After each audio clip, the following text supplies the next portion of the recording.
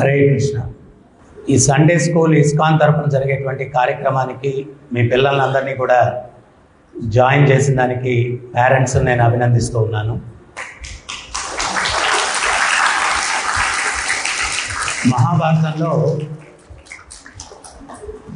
కొందరు వ్యక్తుల్ని సమాజంలో ఉన్నటువంటి వ్యక్తులు రక్షించాలా అని చెప్పి అంటారు. ఎవరా వ్యక్తులు అంటే పిల్లలు, స్త్రీలు, వృద్ధులు. వీళ్ళని మనం కేర్ తీసుకోవాలా అని చెప్పి చెప్తారు. ఎందుకంటే మీరందరూ కూడా చిన్నప్పుడు పెద్దల నుంచి విని ఉంటారు, మొక్కై వంగనిది మానై వంగున. మనం చిన్నప్పటి నుంచి వాళ్ళకి ఎటువంటి వాతావరణంలో, ఎటువంటి మైండ్ సెట్లో వాళ్ళని పెంచుతామో దాన్ని బట్టి వాళ్ళ యొక్క భవిష్యత్ అన్నటువంటిది ఆధారపడి ఉంటుంది. ఒకసారి ఒక పిల్లవాడు, ఒక తండ్రి నడుచుకొని ప్రయాణం చేసి వెళ్తూ ఉంటారు ఒక లోయలో, అరణ్య మార్గంలో. ఆ పిల్లవాడు ఒక రాయి మీద కాలేసి జారి పడతాడు అన్నమాట. అయ్యో అని అరుస్తాడు. ఆ లోయలో నుంచి అయ్యో అనే శబ్దం ప్రతిధ్వని వస్తుంది. అప్పుడు ఆ పిల్లవాడు ఎవరు నువ్వు అంటాడు. మళ్ళా ఆ లోయలో నుంచి ఎవరు నువ్వు అని వస్తుంది. నువ్వేదో దుర్మార్గుడుగా ఉన్నావు అని చెప్పి అంటాడు ఆ పిల్లాడు. మళ్ళా ఆ లోయలో నుంచి నువ్వెవరో దుర్మార్గుడుగా ఉన్నావు అని చెప్పి మళ్ళా ప్రతిధ్వని వస్తుంది. అప్పుడు తండ్రి ఆ పిల్లవాడితో అంటాడు, నువ్వేం మాట్లాడొద్దు అని చెప్పి, నువ్వెవరో మంచివాడు ఉన్నట్టున్నావు అంటాడు. ఆ లోయలో నుంచి ప్రతిధ్వని నువ్వెవరో మంచివాడు ఉన్నట్టున్నావు అని వస్తుందన్నమాట. నువ్వు నా యొక్క గొప్ప స్నేహితుడివి అంటాడు. మళ్ళీ ఆ లోయలో నుంచి ప్రతిధ్వని నువ్వు నా గొప్ప స్నేహితుడివి. అప్పుడు తండ్రి పిల్లవాడితో చెప్తాడు, అక్కడ ఎవరో లేరు, నువ్వు మాట్లాడింది మళ్ళీ తిరిగి ప్రతిధ్వనిస్తూ ఉంది. నీ జీవితంలో నువ్వు వేసే బీజమే మళ్ళా తిరిగి అది నీకు ఫలాలను ఇస్తుంది అని చెప్పి తండ్రి అతనికి వివరణ ఇస్తాడు చిన్న పిల్లవాడికి. సో మనం ఈ చిన్న వయసు నుంచి వాళ్ళకి ఏ రకంగా మౌల్డ్ చేయాలా, వాళ్ళ జీవితాలు బాగుండాలా అంటే, ఈరోజు మన అందరం కూడా ఏంటి అంటే స్పూన్ ఫీడింగ్ చేస్తున్నాం పిల్లలకి. కష్టం అంటే తెలియకుండా పెంచుతూ ఉన్నాం. మా నాన్నగారు ఒక గెజిటెడ్ ఆఫీసర్గా ఉండేవారు. ఇంట్లో గవర్నమెంట్ ఇచ్చిన జవాన్లు వాళ్ళు ఉండేవాళ్ళు, ప్యూన్లు వాళ్ళు ఉండేవాళ్ళు. కానీ ఆయన మాకు ఒక విషయం చెప్పేవాడు, మీ పనులు మీరే చేసుకోవాలా, వాళ్ళ దగ్గర నుంచి మీరేం పనులు తీసుకోకూడదు. రేపు భవిష్యత్తులో మీ జీవితాలు ఎట్లుంటాయో తెలియదు. ఇప్పటి నుంచి మీరు సుఖం మరిగితే రేపు మీకు ఏదైనా కష్టం వచ్చినప్పుడు దాన్ని తట్టుకునేదానికి మీకు మనోధైర్యం ఉండదు. మొదటి నుంచి ఎట్ట కష్టపడాలో నేర్చుకోండి. అప్పుడు మాకు ఇంట్లో ఒక బావి ఉండేది. మేము 5గురు పిల్లలమైతే ఒక్కొరోజు ఒక్కొక్కరి టైం టేబుల్. నీళ్ళు ఎవరు చేతాలా, తొట్టిలో ఎవరు నింపాలా, ఈ పని ఎవరు చేయాలా, తాతగారికి ఉదయంతో పూలు కోసి ఈరోజు ఎవరు పెట్టాలా పూజకి, ఆ పూజ గదిలో ఎవరు శుభ్రం చేయాలా, 5గురికి టైం టేబుల్. ఒకరి తర్వాత ఒక్కొక్కరు ఏ రోజు వాళ్ళ సర్వీస్ వాళ్ళు చేసేవాళ్ళం. మేమెవరం కూడా ఆ యొక్క ప్యూన్ల దగ్గర నుంచి ఏ పని చేసుకునేదానికి లేదనమాట. మా నాన్నగారు చాలా స్ట్రిక్ట్గా ఉండేవాళ్ళు. మనం ఈ రోజుల్లో ఏంటి అంటే ప్రాక్టికల్గా వాళ్ళ భవిష్యత్తులు ఎట్లా తీర్చిదిద్దాలా అనేటువంటి అవగాహన లేని దానివల్ల మనందరం కూడా ఏదో నా పిల్లలు ముదిగారం అది ఇది. నో, ప్రేమ ఉండాల. ప్రేమ ఎటువంటి ప్రేమ అంటే వాడు మన దగ్గర ఉన్నంత వరకు బాగుండేటట్లుగా ఉండేటువంటి ప్రేమ కాదు. మనము లేకపోయినా గాను వాడు బాగా జీవించేటటువంటి ప్రేమ మనం చూపించి వాడి యొక్క భవిష్యత్తుకి ఎటువంటి పునాదులు వేయాలా అనేటువంటిది తెలుసుకొని మనం వాళ్ళని పెంచడానికి ప్రయత్నం చేయాలన్నమాట. అది చాలా ఇంపార్టెంట్.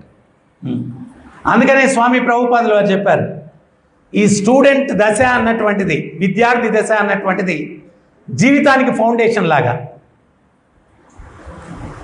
ఫౌండేషన్ బాగుంటే బిల్డింగ్ బాగుంటుంది, ఫౌండేషన్ బాగాలేకపోతే బిల్డింగ్ నిలవదు.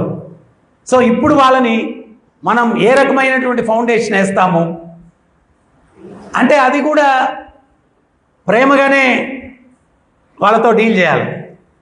ఈరోజు ఈ టెక్నాలజీ వచ్చేసరికి ఏమైపోయిందంటే అప్పుడప్పుడు రీల్స్ పెడతా ఉంటారు. తల్లిగారు ఒక పక్కన సెల్ ఫోన్ పెట్టుకొని, తండ్రి గారు ఒక పక్కన సెల్ ఫోన్ పెట్టుకొని, పిల్లోడు ఒక పక్కన సెల్ ఫోన్ పెట్టుకొని, పాప ఒక దగ్గర సెల్ ఫోన్ పెట్టుకొని, నలుగురు ఒకే రూమ్లో ఉన్నారు, ఒకరికొకరికి సంబంధం లేదు, ఎవరి లోకాల్లో వాళ్ళు బిజీగా ఉన్నారు. కానీ ముఖ్యంగా ఏంటి అంటే రోజులో కొంత సమయం మీ పిల్లలతో మీరు స్పెండ్ చేయడానికి ట్రై చేయండి. వాళ్ళతోటి మంచి చెడు, నేను రెగ్యులర్గా కాలేజెస్కి వెళ్తూ ఉంటాను మోరల్స్ అండ్ ఎథిక్స్ మీద ఉపన్యాసాలు ఇవ్వడానికి. నేను ఒకసారి కాలేజీకి వెళ్తే ఒక పాప నా దగ్గరికి వచ్చి ఉపన్యాసం అయిపోయిన తర్వాత చాలా బోర్న ఏడవడం మొదలుపెట్టింది. మా పేరెంట్స్ అంటే నాకు చాలా ఇష్టము, కానీ వాళ్ళకి నాతో టైం స్పెండ్ చేయడానికి టైం లేక నన్ను హాస్టల్లో పెట్టేశారు. నాకు వాళ్ళని మిస్సింగ్ అవుతున్నాను అన్నటువంటి ఫీలింగ్ ఏ స్థాయికి వెళ్తుందంటే నేను ఒక్కొక్కసారి మైండ్లో నేను ఏదో కమిట్ చేయాలా అనేటువంటి ఆలోచన కూడా నాలో వస్తుంది. నాకేదైనా హెల్ప్ చేయండి అని చెప్పి ఆ పాప నా దగ్గరకు వచ్చి ఏడుస్తూ అడిగింది. సో ఇక్కడ చాణక్యుడు కూడా ఒకటి చెప్తాడు, వాళ్ళు బాల్యం అయిపోయిన తర్వాత తల్లిదండ్రులు పిల్లల మధ్యలో రిలేషన్షిప్ ఏ రకంగా ఉండాలా అంటే ఫ్రెండ్స్ లాగా ఉండాలంట. ఫ్రెండ్స్ లాగా ఎందుకు ఉండాలా అంటే కేవలం పేరెంట్స్ లాగా పిల్లల్లాగా ఉంటే ఒక డిస్టెన్స్ ఉంటుంది, ఫ్రెండ్స్ మధ్యలో డిస్టెన్స్ ఉండదు. వాళ్ళు మనకు ఓపెన్గా వాళ్ళ మనోభావాలు చెప్పుకునేటట్టుగా మనకు వాళ్ళకి కొంచెం ఫ్రీడమ్ ఇచ్చి వాళ్ళతో కొంచెం టైం స్పెండ్ చేసి నాకేదైనా అవసరమైతే నాకేదైనా కష్టమైతే పేరెంట్స్కి చెప్పుకోవచ్చు. వాళ్ళకి చెప్పుకుంటే మళ్ళీ నా మీద అరుస్తారేమో, నా మీద ఏమైనా పనిష్మెంట్ చూపిస్తారేమో అనేటువంటి భయమైనటువంటి వాతావరణం కాకుండా ఒక ఫ్రెండ్లీ రిలేషన్షిప్ ఆ పేరెంట్స్ తోటి పిల్లలకి ఉండేటట్టుగా మనం చూసుకోవాలి. అదే టైంలో కొంచెం మోరల్స్కి సంబంధించినవి, ఎథిక్స్కి సంబంధించినవి వాళ్ళకి రోజుకి ఒక కథన చెప్పడం, వాళ్ళకి ఏదైనా ఒక మంచి నీతి విషయాలు చెప్పడం, అవన్నీ కూడా ఏంటి అంటే వాళ్ళ యొక్క జీవితంలో చాలా ప్రభావాన్ని చూపిస్తాయి, వాళ్ళ జీవితంలో ప్రభావాన్ని చూపిస్తాయి. అందుకని స్వామి ప్రభుపాదులు వారు చెప్పారు, ప్రతి ఒక్క విద్యార్థి తన జీవితం అనేటువంటి శిల్పాన్ని చెక్కుకునేటువంటి శిల్పి. అతను శిల్పి ఎంత అద్భుతంగా శిల్పాన్ని చెక్కితే దానికి అంత విలువ ఉంటుంది. మరి అద్భుతంగా శిల్పాన్ని ఎట్లా చెక్కుతాడు అనేటువంటిది వాడి యొక్క నైపుణ్యం నుంచి వస్తుంది. వ్యక్తి యొక్క జీవితం అనేటువంటి శిల్పాన్ని చక్కగా చెక్కుకోవాలా అంటే ఈ భౌతికమైనటువంటి విద్యతో పాటు క్యారెక్టర్ ఒకటి బిల్డప్ చేయాలి. నేను 2000 సంవత్సరంలో ఇస్కాన్ అబిట్స్ హైదరాబాద్లో దానికి అధ్యక్షుడిగా ఉండేవాడిని. అక్కడ చర్లపల్లి అనేటువంటి ప్రిజన్ ఉంది చర్లపల్లిలో. నన్ను అక్కడ ఖైదీలకి సత్సంగం ఏమని చెప్పి పిలిచారు. మొదటి రోజు నేను వెళ్ళినప్పుడు 1100 మంది ఖైదీలు ఉన్నారు. వాళ్ళు నన్ను చూసి కూడా గడ్డాలు ఇట్టు అనుకునేవాళ్ళు, మీసాలు ఇటు తిప్పేవాళ్ళు, వెటకారాలు రకరకాలుగా ఉండింది. ఒక 15-20 నిమిషాలు భజన చేశాం. ఆ రోజు ఎందుకో భగవత్ ప్రేరణ కర్మ సిద్ధాంతం గురించి మాట్లాడాను నేను ఉపన్యాసంలో. ఉపన్యాసం అయిపోయిన తర్వాత ఒక 300-400 మంది ఖైదీలు ఆ ఆడిటోరియం స్టేజ్ ముందుకు వచ్చి మూగిపోయి, గురుగారు మీరు చెప్పిన మాటలు మేము తప్పు చేయడానికి 5 నిమిషాల ముందు ఎవరన్నా మాకు చెప్పుంటే మా జీవితాలు ఇట్లా అయిండేటివి కాదు అని చెప్పి అన్నారు అనమాట. మా జీవితాలు ఇట్లా అయిండేటివి కాదు. నేను ఊరికే అడిగాను ఒక ఆయన్ని, మీ యొక్క బ్యాక్గ్రౌండ్ ఏంటి అన్నాను. ఐఐటి బాంబే నుంచి ఎంటెక్ చేశాను అన్నాడు. ఇంకొక అతను ఎంబీబీఎస్ చేశాను అన్నాడు. ఇంకొక అతను ఎంకామ్ అన్నాడు. ఇంకొక అతను ఫిల్మ్ ప్రొడ్యూసర్ అన్నాడు. ఇంకొక అతను ఇంకేదో చెప్పాడు. వాళ్ళెవ్వరూ కూడా వాళ్ళు చదువుకునే వయసులో మన జీవితాలు ఇట్లా ఎండ్ అవుతాయి అని చెప్పి అనుకొని ఉండరు. వాళ్ళకి ఒక ప్రాపర్ మార్గదర్శకం లేని దానివల్ల వాళ్ళ జీవితాలు అట్లా అయిపోయాయి. సో ఈరోజు టెక్నాలజీ విపరీతంగా పెరిగింది. కానీ ఆ టెక్నాలజీని ఎట్లా ఉపయోగిస్తే వాళ్ళ జీవితాలు ధన్యమవుతాయి అనేటువంటి ఒక ఇంటెలిజెన్స్ని పేరెంట్స్గా మీరు, మాలాంటి సాధువులు, టీచర్లు, వీళ్ళందరూ కూడా పిల్లలకి మార్గదర్శకం ఇవ్వాలి. ఒక కోత ఒకటి ఉండిందంట. అది నది ఆవలగట్టున ఆకలేస్తే పండ్లతోటి ఉంటే పోయి పండ్లు తినాలని చెప్పి నది దాటడానికి ప్రయత్నం చేసిందంట. అది పొరపాటున నదిలో పడిపోయింది. ప్రవాహంలో కొట్టుకుపోతూ ఉంది. పోతూ ఉంటే ఎవరో ఒక వ్యక్తి దాన్ని కాపాడి గట్టు మీద పెట్టాడు. అది పండ్ల తోటకెళ్ళి పండ్లు కోసుకొని తిని కొంచెం శక్తి వచ్చిన తర్వాత అది ఒక డెసిషన్కి వచ్చిందంట. నేను నీళ్ళలో కొట్టుకుపోతూ ఉంటే నన్ను ఎవరో కాపాడారు, ఈ రోజు నుంచి సమాజానికి నేను సేవ చేయాలా, ఎవరన్నా నీళ్ళలో పోతూ ఉంటే కాపాడే బాధ్యత నేను తీసుకోవాలని చెప్పి గట్టు మీద కూర్చొని వెయిట్ చేస్తూ ఉంది, ఎవరన్నా కొట్టుకుపోతుంటే కాపాడాలని చెప్పి. అది చాలాసేపు పరిశీలనతో గమనిస్తే ఒక చాపిల్ల ఒకటి ప్రవాహంలో కొట్టుకుపోతుందంట. దాన్ని పట్టుకొని తీసి గట్టు మీద పెట్టేసింది అన్నమాట. అదేమన్నా సర్వీసా చెప్పండి? ఈరోజు మనం వ్యవహరించే వ్యవహారం మనకు ఉపయోగపడట్లేదు, సొసైటీకి ఉపయోగపడట్లేదు. సో అందువల్ల ఒక హయ్యర్ ఇంటెలిజెన్స్ అనేది అవసరం. అంటే ఒక ఉన్నతమైనటువంటి మార్గదర్శకం అవసరం సమాజంలో. సో అది ఎవరు అంటే శాస్త్రాలు ఏం చెప్తాయి అంటే మొట్టమొదటి గురువు ఎవరు అంటే పేరెంట్స్ అని చెప్పి చెప్తారు. మీరు ఖచ్చితంగా అట్లీస్ట్ ఒక హాఫ్ అన్ అవర్ అయినా మీ పిల్లలతో స్పెండ్ చేసి వాళ్ళ యొక్క మనోభావాలు తెలుసుకొని వాళ్ళకు మంచి ఏంటి అనేటిది వివరించడానికి కొంచెం సమయాన్ని కేటాయించాలి. గురునానక్ ఒకసారి ఒక విలేజ్కి వెళ్తారు. అక్కడ ఉపన్యాసం ఇచ్చిన తర్వాత ఆయనకేమర్థం అవుతుందంటే ఆ విలేజ్లో అందరూ మంచివాళ్ళు. అమ్మ అంటే బ్యాక్ సైడ్ వెళ్ళొచ్చమ్మా మీరు, you can go that side, back side. ఆ విలేజ్లో అందరూ కూడా మంచివాళ్ళు. మంచివాళ్ళు అయితే ఉపన్యాసం అయిపోయిన తర్వాత గురునానక్ ఏమంటారంటే ఈ గ్రామం సర్వనాశనం అయిపోవాలని చెప్పి ఆశీర్వచనం చేస్తారు. అందరు మంచివాళ్ళు ఆ గ్రామంలో. ఇంకో గ్రామానికి వెళ్తారు. ఆ గ్రామంలో అందరూ చెడ్డోళ్ళు. ఉపన్యాసం అయిపోయిన తర్వాత గురునానక్ అంటారు ఈ గ్రామం బ్రహ్మాండంగా అభివృద్ధి చెందాలా అంటారు. ఈ శిష్యులకి ఏం అర్థం కాదు. మంచోళ్ళు ఉండే గ్రామం చెడిపోవాలన్నారు, చెడ్డోళ్ళు ఉండే గ్రామం బాగుపడాలన్నారు గురువుగారు. ఇటువంటి ఆశీర్వచనాలు ఏంటి? రాత్రి గురువుగారి దగ్గరికి వెళ్ళిపోయి మీ ఆశీర్వచనాల వెనకాల ఆంతర్యం ఏంటి గురువుగారు అంటారు. అప్పుడు గురునానక్ చెప్తాడు మంచోళ్ళు ఉండే గ్రామం చెడిపోతే జీవనోపాధికి తలా ఒక దిక్కుకెళ్తారు. వాళ్ళు మంచోళ్ళు కాబట్టి ఎక్కడికి వెళ్తే అక్కడ మంచిని పెంపొందిస్తారు. అందుకని మంచోళ్ళు ఉండే గ్రామం చెడిపోవాలని చెప్పాను.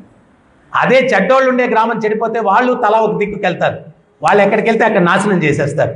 అందుకని చెడ్డోళ్ళు ఉండే గ్రామం అభివృద్ధి చెందాలా, వాళ్ళ నీడ కూడా పక్క గ్రామం మీద పడకూడదు అని చెప్పి అక్కడ అభివృద్ధిగా ఉంటే వాళ్ళు అక్కడే ఉంటారు, వాళ్ళు ఎక్కడికి వెళ్ళరని చెప్పి అటువంటి ఆశీర్వచనం చేశాను అంటారు. ఈరోజు నీడ్ ఆఫ్ ద అవర్ ఏంటి అంటే మంచిని సొసైటీలో పెంపొందించేవాళ్ళు, మన పిల్లలకి మంచి మార్గదర్శకం ఇచ్చేటువంటి వాళ్ళు, వీళ్ళ యొక్క అవసరం సొసైటీలో ఉంది. రేపు ఈ జాగ్రత్త మనం తీసుకోకుండా మా పిల్లోడు చెడిపోయాడండి. మొన్నెవరో ఒక పేరెంట్స్ వాళ్ళ పిల్లవాడిని తీసుకొని వచ్చారు. గురుగారు మాకెవరో చెప్పారు మీరేదో మంచి మాటలు చెప్తే పిల్లలు మంచి మార్గంలో నడుస్తారంట, మా పిల్లోడు ఈ బెట్టింగ్ యాప్లు వెనకాల బరిగిస్తూ ఉన్నాడు, వాడి జీవితం ఏమైపోద్దో ఏంటో అని చెప్పి మీ దగ్గర తీసుకొచ్చా ఉన్నారు. సో ఈరోజు చెడు ఏంటి అంటే చాలా సులభం. అది ఏదైనా ఎక్కాలంటే కష్టం, కానీ దూకేయాలంటే ఎంతసేపు చెప్పండి, దూకేయచ్చు. సో చెడు చాలా సులభం అంటించుకునేదానికి. సో అందుకని మీ ఇంట్లో వాతావరణం కొంచెం ఎందుకు అంటే కేవలం డివోషనల్ దీనికే మనిషి యొక్క చైతన్యాన్ని మార్చేటువంటి శక్తి ఉంది, వేరే దేనికి లేదు. మీరు మార్కెట్లో ఎక్కడ మనిషి చైతన్యాన్ని మార్చడానికి మార్కెట్లో ఎంత డబ్బు ఖర్చు పెట్టినా మీకు దొరకదు. సత్సంగం అని దానికే అన్నారు. సత్సంగం అంటే సద్భావనలు తీసుకొచ్చేటువంటి సాంగత్యాన్ని సత్సంగం అన్నారు. అందుకని మీ ఇంట్లో కొంచెం డివోషనల్ వాతావరణం పెట్టి, రామాయణం నుంచి మహాభారతం నుంచి ఎన్నో నీతి కథలు ఉన్నాయి. అటువంటివి మీరు సండేస్ వచ్చినప్పుడు ఇక్కడ ఉపన్యాసాలు జరుగుతాయి, మీరు పాల్గొనండి, కొన్ని తెలుసుకోండి, వాటిని మీ పిల్లలకి చెప్పండి. శ్రీల ప్రభుపాదుల వారి గ్రంథాలు ఆఫ్రికాలో క్యానిబాల్స్, మనిషి మాంసం తినేటువంటి వ్యక్తుల్లో మార్పు తీసుకొని వస్తున్నాయి. ఆ గ్రంథాలు మీరు కూడా తీసుకొని చదవండి. రామాయణం నుంచో కథ వారానికో ఒకరోజు 2 రోజులు మీ పిల్లలకి చెప్పండి. నేను ఈరోజు కొన్ని వందల కథలు చెప్పగలను. నా చిన్నప్పుడు మా తాతగారు మేము హాలిడేస్లో వాళ్ళ ఇంటికి వెళ్ళినప్పుడు పిల్లలందరినీ కూడా కూర్చోబెట్టుకొని ఎవ్రీడే మేము 4 రోజులు ఉంటే 4 రోజులు ఆయన రామాయణం నుంచి మహాభారతం నుంచి కథలు చెప్పేవాడు. అవి ఈ రోజుకి కూడా నేను రిపీట్ చేయగలను. వాటిలో ఉన్నటువంటి మోరల్స్ బుర్రలో పెట్టుకోగలం అన్నమాట. సో అందుకని మీరందరూ కూడా ఆధ్యాత్మికతకు ప్రాముఖ్యతనిచ్చి మీ పిల్లలకి కొంత సమయాన్ని కేటాయించి వాళ్ళ యొక్క జీవితాలు బంగారుగా ఉండడం కోసం ఇప్పటి నుంచి కూడా మీ వంతు మీరు కృషి చేయాలని చెప్పి కోరుకుంటూ ఉన్నాం. ఈ సండే ప్రోగ్రాం యొక్క ముఖ్య ఉద్దేశం కూడా ఏంటి అంటే, ఇక్కడికి ఈ సండే ప్రోగ్రాంలో వచ్చిన పిల్లలందరికీ కూడా ప్రతిరోజు ఏదో ఒక మోరల్ కథ ఒకటి చెప్పడం, రామాయణం నుంచి మహాభారతం నుంచి, తర్వాత భగవద్గీత, భాగవతం, వీటన్నిటి నుంచి, తర్వాత హరే కృష్ణ మంత్రం. మంత్ర అంటే మన్ అంటే మైండ్, త్ర అంటే delivering the anxieties from mind. ఆ మంత్ర మెడిటేషన్ వాళ్ళకి చిన్నప్పటి నుంచి ప్రాక్టీస్ చేయించడము. ఇంకోటి ఏంటి అంటే పిల్లల్లో మెమరీ పెరగాలంటే కూడా మనసులో ప్రీ ఆక్యుపైడ్ విషయాలు ఉంటే, ఇప్పుడు ఎవరికన్నా ఫోన్ మీదో టీవీలో వచ్చే గేమ్స్ మీద ఇంట్రెస్ట్ ఉంది, బుక్ తీసుకుంటే బుక్ చదువుతూనే ఉన్నాడు, మైండ్లో అది వెళ్తూ ఉంది, ఎన్నిసార్లు చదివినా గుర్తుండాలంటే చదివేటప్పుడు కాన్సన్ట్రేషన్ ఉండాలి. ఆ కాన్సన్ట్రేషన్ రావడానికి ఈ మంత్ర మెడిటేషన్ అనేది చక్కగా ఉపయోగపడుతుంది. సో మీ పిల్లల్ని ఈరోజు ఇక్కడికి తీసుకొచ్చినప్పుడు మేము ఒక మాల జపం చేపిస్తాం వాళ్ళ చేత. సో ఆ మనసులో ఉండేటువంటి అన్వాంటెడ్ థింగ్స్ని ఆ మంత్రం అనేటువంటి తొలగిస్తుంది, ఏకాగ్రత వచ్చేటట్టు చేస్తుంది. సో ఇవన్నీ కూడా ఏంటి అంటే, మీరు మహాభారతంలో చూస్తే అశ్వత్థామ బ్రహ్మాస్త్రాన్ని ప్రయోగించగలడు కానీ ఉపసంహరించుకోలేడు, కానీ అర్జునుడు ప్రయోగించగలడు, ఉపసంహరించుకోగలడు. అక్కడ రీజన్ ఒకటే చెప్తారు, అశ్వత్థామ మైండ్ సెన్సెస్ కంట్రోల్లో లేవు, అర్జునుడి యొక్క మనసు సెన్సెస్ కంట్రోల్లో ఉన్నాయి, అందువల్ల ఇతను ఉపసంహరించుకోగలడు కూడా అని చెప్పి మహాభారతంలో చెప్పడం జరుగుతుంది అన్నమాట. సో పిల్లలకు కూడా ఏ టైంలో మనం ఏ రకంగా రియాక్ట్ అవ్వాలా అనేటువంటిది కూడా ఈ యొక్క ట్రైనింగ్ ప్రోగ్రాం వల్ల వాళ్ళకి తెలుస్తుంది. తర్వాత ఏదైనా కష్టం వచ్చినా కానీ దాన్ని ఎట్లా ఎదుర్కోవాలా. ఈరోజు మనం చూస్తూ ఉంటాం, క్లాస్లో ఏదో ఫెయిల్ అయిపోయారని చెప్పి వాళ్ళు ఏదో కమిట్ చేశారని అవన్నీ అప్పుడప్పుడు పేపర్లలో వస్తుంటాయి. నో, ప్రభుపాదులు వారు చెప్పారు, okay, failure is the stepping stone అనమాట సక్సెస్కి. ఇంకా ఉత్సాహంతో దాన్ని మనం సాధించడానికి ప్రయత్నించాలి.